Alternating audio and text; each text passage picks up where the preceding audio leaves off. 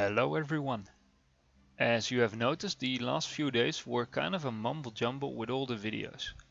This was mainly because of Sunday night's stream with the Torpedos. I hope you enjoyed the stream or the video I published on YouTube yesterday.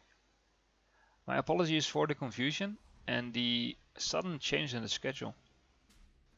However, it did got me thinking. Recently a lot has changed in my life. My perspective has changed and I really enjoy making these videos for you. I am quite happy with you as my subscribers and I want that you have the same amount of enjoyment as I have while watching these videos. With having said that, I am changing my YouTube schedule. I will up the ante and from next week onwards I will publish at least 4 videos a week. The videos will consist of all kind of guides, gameplay, stream highlights and subscriber replays. I hope this change is to your liking. Having said that, let's start with a game I had in my Hatsuharu a couple of weeks ago. In World of Warships, the Hatsuharu is located at tier 7 and to be completely fair, it gives you quite a decent start when it's stock. The upgrades don't change that much to the gameplay and I had a lot of fun grinding towards the Fubuki. Unlike others, I never had a bad game in this ship and I do think this is one of those ships that is pretty balanced. What I don't like about World of Warships is this map, Two Brothers. The last 5 days I have seen this map around 50% of all of my games. Let's hope this is short-lived, because I really don't like this map. In this game I have checked the enemy lineup and with their team composition I think they have the advantage on this side of the map. Being so sure about myself, I forget one of the most important things at the start of the game. It is not only important where you go in your ship, but also where your teammates are going in their ships. I am pretty alone here. However, for a Japanese destroyer, that does not matter that much. Sure, it helps if the enemy is engaged with your teammates. They are distracted and they become more predictable in their movement. But it is not something that is vital to your success. So that is one of the things I'm gonna talk about during this replay. How to predict the movement of enemy ships so you can successfully launch your torpedoes. I just launched my torpedoes at the upcoming Cleveland. Normally this is bad target selection, but as you probably have noticed, I was close to the enemy. Without my smoke screen, I would have most likely gonna spot it, and one of the most important things in a destroyer would have been wasted. Not being spotted at all, so you keep the enemy guessing. Luckily for us, that Cleveland was not paying attention at all. Although it was bad target selection, I hope you guys saw how I launched those torpedoes. One spread at the lead indicator and one a little bit after it. If you think about it, how can that Cleveland dodge your torpedoes? He cannot speed up because he was most likely going full speed. That leaves 3 options. Turning south, turning north and slowing down. If the Cleveland turns south, he wastes a lot of valuable time as he needs to rotate all the way back. Turning north and slowing down will result in a high chance of getting hit by the second volley of torpedoes. My second spread I just fired was exactly the opposite. The enemy ships were dodging torpedoes from my carrier and needed to slow down and maneuver. This means that they will speed up again. So one spread targeted at the lead indicator and one spread aimed in front of them. With my teammate in the sims getting wrecked, the biggest threat at the moment is that Minikaze. I am asking my carrier to focus on him as he will outspot me and that is the one and only advantage I have against all these ships. To my total surprise, this carrier player is a god. So a warm shout out to him. Now with that taken care of, I need to make sure our carrier survives so we can stall as long as we can for the enemy to get into the cap. The other flank should be able to win it, or at least That's what I'm hoping for. This spread of torpedoes will be an area of Nile spread. As you could have seen on the minimap, my maximum range of torpedoes is barely hitting that Pensacola. The battleship is just out of my range.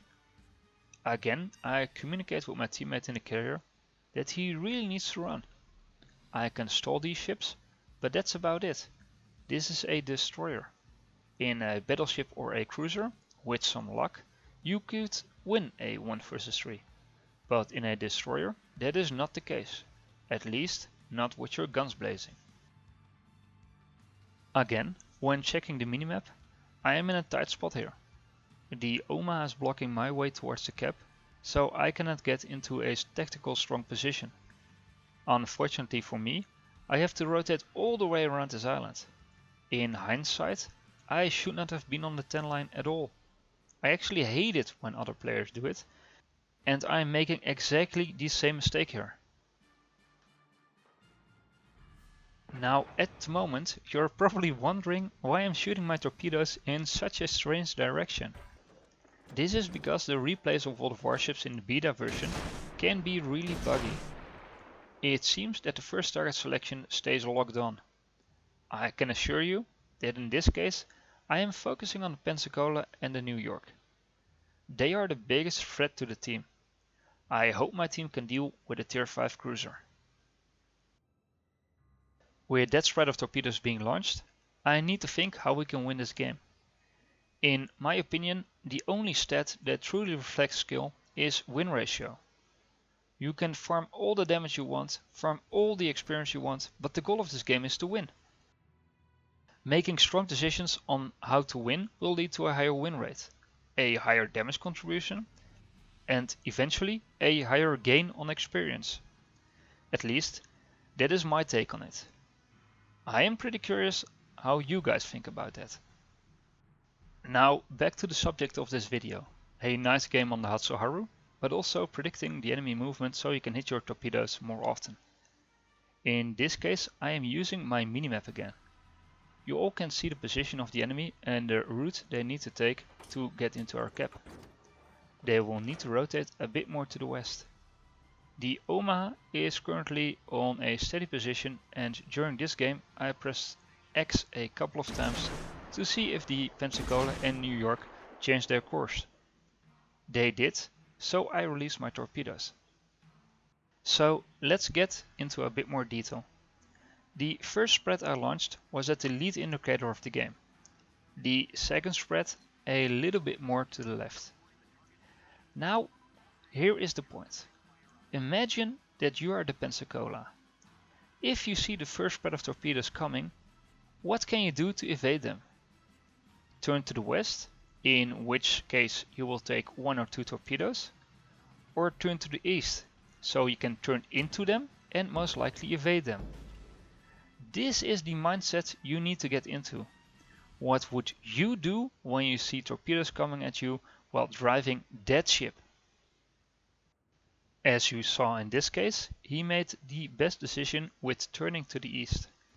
He survived, but with the help of my second spread, I created the highest possible chance for my torpedoes to hit. Now back to the Omaha again.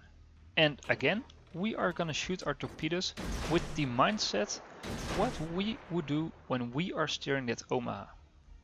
Wouldn't you want to get into the cap as fast as possible and make sure that annoying destroyer would have to be forced to come to you? I would. The best possible solution would be to hide behind that island. Now you're getting there. He is getting predictable. I cannot stress this too much. Aside from all the basic knowledge you need to know about how the spotting system works, what are the strong and weak points of ships, and many other features. In the mind of a destroyer captain, predicting where the enemy is going to is what makes you more successful than others. In the same moment I kill the Omaha, the carrier we saved earlier on kills the Pensacola.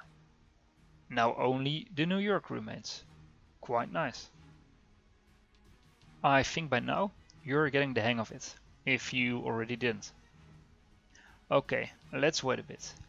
Think for the coming 30 seconds what the enemy New York captain is gonna do. Is he getting scared? His teammates all died? Is he still full of confidence? And is he gonna chase the destroyer that killed his teammates? Well, let's wait another 10 seconds and I will tell you what I thought during this moment.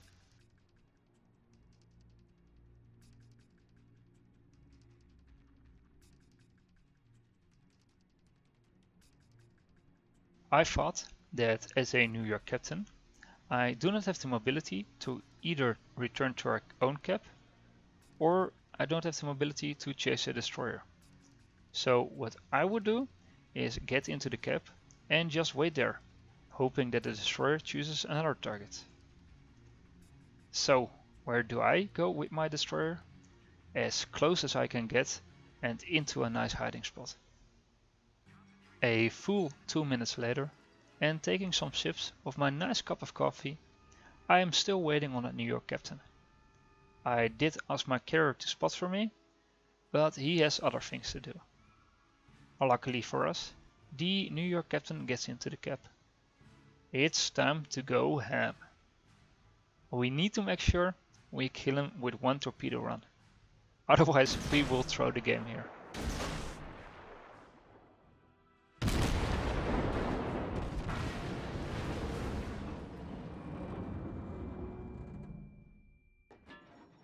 That satisfying feeling of being alone the whole game and still being able to carry your team.